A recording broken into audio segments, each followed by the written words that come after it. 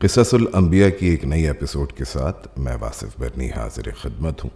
آج ہم حضرت صالح علیہ السلام کا قصہ بیان کریں گے۔ جس قوم میں حضرت صالح علیہ السلام پیدا ہوئے اس کو سمود کہتے ہیں۔ سمود دراصل صاحب حیثیت جماعت تھی اور وہ بکریوں اور اونٹنیوں کی وجہ سے خوشحال تھے۔ جب اللہ تعالیٰ نے قوم عاد کو برباد کیا تو اس کے بعد قوم سمود نے ان کے ٹوٹے پھوٹے مکانوں پر قبضہ کر لیا اور ان کو دوبارہ تعمیر کیا، اور یہ قوم بھی مال و اولاد کی کثرت سے گمراہ ہوئی۔ وہ اپنی دولت پر فخر کرتے تھے اور غیر اللہ کی عبادت میں لگے رہتے تھے اور کثرت سے ظلم و فساد کرتے تھے۔ حضرت صالح علیہ السلام نے قوم سمود کو اللہ تعالیٰ کی طرف دعوت دی اور اس قوم سے کہا، اے قوم، اقرار کرو کہ اللہ تعالیٰ ایک ہے اور اس کا کوئی شریک نہیں۔ کافروں نے کہا، تمہاری پیغمبری کی کیا دلیل ہے؟ حضرت صالح علیہ السلام نے کہا کہ اللہ تعالیٰ نے قوم ہود کو بے ایمانی اور بت پرستی کی وجہ سے ہلاک کیا اور اس کے بعد مجھے تم پر خلیفہ بنا کر بھیجا ہے۔ قوم سمود کے سردار بولے کہ اے صالح، اگر تم اللہ تعالیٰ کی طرف سے پیغمبر بنا کے بھیجے گئے ہو تو ہمیں کوئی معجزہ دکھاؤ۔ حضرت صالح علیہ السلام نے کہا کہ تم بتاؤ کیا معجزہ دکھاؤں؟ یہ سن کر وہ آپس میں مشورہ کرنے لگے۔ پھر کچھ دیر بعد حضرت صالح علیہ السلام سے کہنے لگے، تم یہ معجزہ دکھاؤ کہ ایک اونٹنی اس پتھر سے نکلے اور اس وقت وہ بچہ بھی جنے اور دودھ بھی دے، تب ہم جانیں گے کہ تم اللہ تعالیٰ کے برحق رسول ہو۔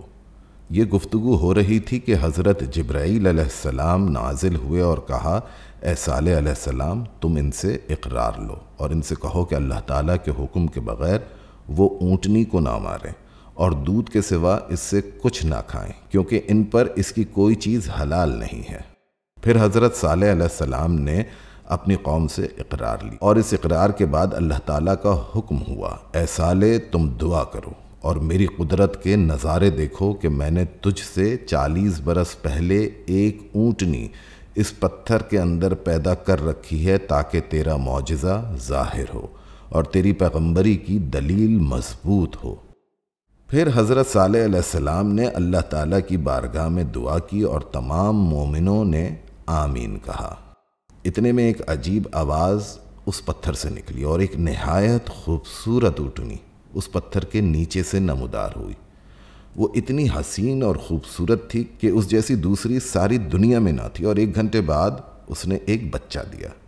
اس کے پاس تازہ گھاس بھی نظر آئی جو اونٹنی نے کھائی، اور اللہ تعالیٰ کے حکم سے فوراً ایک چشمہ اور چراگاہ پیدا ہوئی اور اونٹنی اس میں چرنے لگی۔ اس قوم میں 7 قبیلے تھے اور 7 اس چشمے سے پانی پیتے تھے اور پانی کم نہ ہوتا تھا۔ اونٹ والے اس اونٹنی کو اس چشمے پر لے گئے۔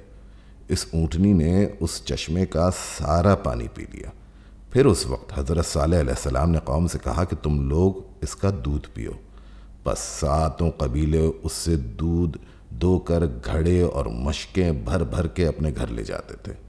اللہ تعالیٰ نے حضرت صالح علیہ السلام سے فرمایا کہ اپنی قوم سے کہہ دو کہ اس چشمے کا پانی ایک روز اونٹنی کا ہے جس روز دودھ دوہا جائے، اور ایک دن ان کا ہے جس دن دودھ نہ دوہا جائے۔ اس اونٹنی کو کسی طرح سے مت چھیڑنا ورنہ تم کو ایک بڑی آفت گھیر لے گی۔ جس جنگل میں وہ اونٹنی چرنے جاتی تھی تو وہاں کے سب مویشی بھاگ کر کنارے ہو جاتے، اور جس تالاب سے وہ پانی پیتی سب مویشی وہاں سے بھاگ جاتے اور پیاسے رہ جاتے۔ قوم سمود کے لوگوں کے باہمی مشورے سے یہ بات طے پائی کہ ایک دن پانی پر اونٹنی جائے اور دوسرے دن ان لوگوں کے مویشی جائیں۔ اس کے بعد حضرت صالح علیہ السلام نے قوم سمود سے کہا کہ خبردار، یہ اللہ تعالیٰ کی اونٹنی ہے، اس کو کبھی مت چھیڑنا اور اس کو کوئی تکلیف مت دینا، ورنہ اس کے بدلے میں اللہ تعالیٰ تم پر سخت عذاب بھیجے گا۔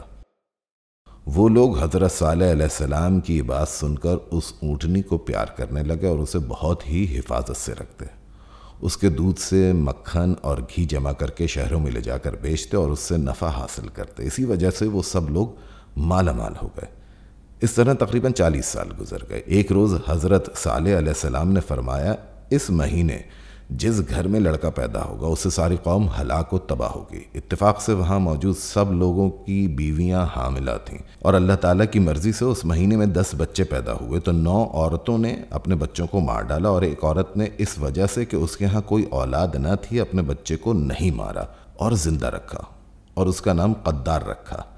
جب وہ لڑکا بالغ ہو کر طاقتور نکلا تو وہ 9 عورتیں جنہوں نے اپنے بیٹوں کو مار ڈالا تھا پشیمان ہوئیں اور کہنے لگیں کہ صالح علیہ السلام کی بات جھوٹی تھی۔ اس وجہ سے ان لوگوں کا ایمان حضرت صالح علیہ السلام اور ان کی اونٹنی سے ہٹ گیا۔ ایک دراز شخص جس کا نام رئیس قدار تھا، اس کے ساتھ مل کر ہر قبیلے کے ایک شخص نے اتفاق کر کے خوب شراب پی اور اس اونٹنی کو مار ڈالنے کا منصوبہ بنایا اور طے کیا کہ اونٹنی پانی پینے کے لیے جب کنویں کے کنارے جائے گی تو ہم لوگ اسی وقت اس کو مار ڈالیں گے۔ دوسرے روز اونٹنی نے پانی پینے کے لیے سر جھکایا تو قدار نے اس کی گردن پر تیر مار کر زخمی کر دیا۔ اونٹنی نے اس پر حملہ کیا، سب بھاگے۔ رئیس قدار نے پیچھے سے آ کر اس کے پاؤں میں تلوار مار دی، اونٹنی گر پڑی۔ اس کے تمام بدبختوں نے مل کر اس کو جان سے مار ڈالا۔ اونٹنی کا بچہ اپنی ماں کا یہ حال دیکھ کر وہاں سے بھاگا۔ بدبختوں نے اس کا بھی پیچھا کیا لیکن وہ اس کو پکڑ نہ سکے اور وہ بچہ اس پتھر میں چلا گیا جس پتھر سے اس کی ماں نکلی تھی۔ حضرت صالح علیہ السلام کی قوم اگر شراب نہ پیتی تو اونٹنی کو ہرگز نہ مارتی۔ حضرت صالح علیہ السلام کو خبر دی گئی اور ان سے کہا گیا کہ اس قوم سے کہہ دو کہ تمہاری زندگی 3 دن سے زیادہ نہ ہوگی۔ وہ حیران ہو کر بولے، اس کی کیا علامت ہوگی؟ حضرت صالح نے کہا کہ پہلے روز تمہارا رنگ و روپ سرخ، دوسرے روز زرد اور تیسرے روز سیاہ ہو جائے گا۔ جب 3 دن بعد یہ علامات ظاہر ہوئیں تو جن لوگوں نے اونٹنی کو مارا تھا وہ سب کے سب بدبخت حضرت صالح علیہ السلام کے گھر آئے تاکہ ان کو بھی مار ڈالیں۔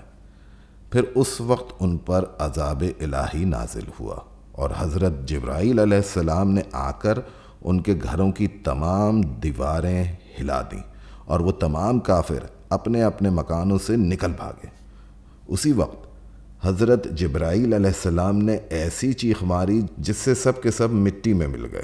ان 7 قبیلوں نے حضرت صالح علیہ السلام سے پوچھا کہ ہم لوگ کس طرح ہلاک ہوں گے، تو آپ علیہ السلام نے فرمایا، حضرت جبرائیل علیہ السلام کی ایک ہی آواز سے تم سب مٹی میں مل جاؤ گے۔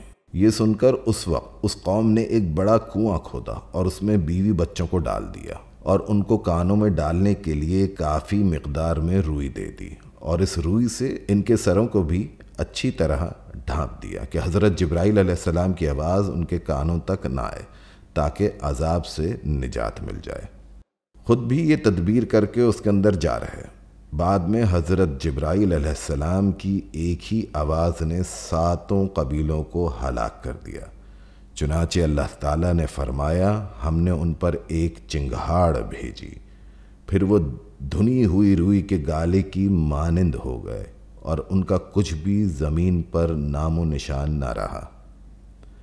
بعد ازاں حضرت صالح علیہ السلام تمام مومنوں کے ساتھ ملک شام چلے گئے اور وہاں جا کر رہائش اختیار کی اور کافی مدت بعد ان کا انتقال ہوا۔